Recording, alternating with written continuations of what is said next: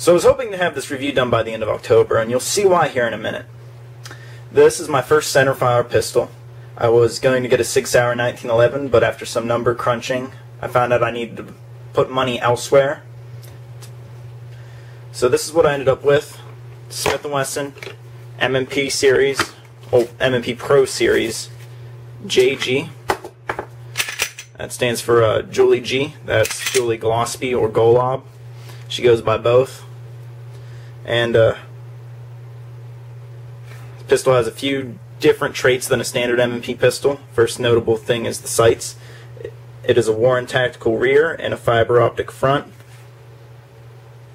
Another noticeable difference about this pistol is breast cancer ribbon engraved on the slide and pink back straps. Another noticeable difference is that the trigger is very crisp. It's like pulling on a glass rod, but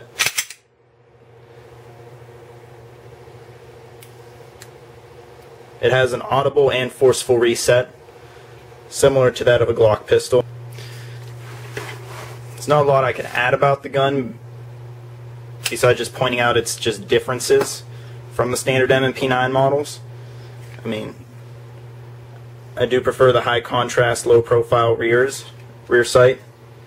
This is what Warren calls their carry set. They're fast, easy to pick up, and don't have as much play in them than what it seems like on the camera.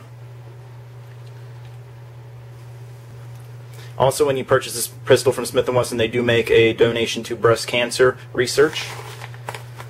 One of the things I wasn't too impressed with this pistol when I got it was that the trigger was mismolded and ledged, which means that the two parts of the molding process, one was higher than the other, so I had to sand the trigger down. I also went through with sandpaper and an X-Acto knife and cut off all the overmold on the trigger assembly. I took it apart and just took all that off. It lightened the trigger pull, and it also took all the grittiness out of the trigger. It's just a smooth, no weight, and then about 5-pound brake. And then again, it has that forceful and audible reset. Pushes on your finger a little bit. One of the other M&P pistols I was looking at, the trigger is a lot different than this one. Whenever I'd pull them, it would just want to stay back. This one fights me to go forward when reset. And you have that, you can feel it and you can hear it resetting. Overall, I have about 300 rounds to the pistol.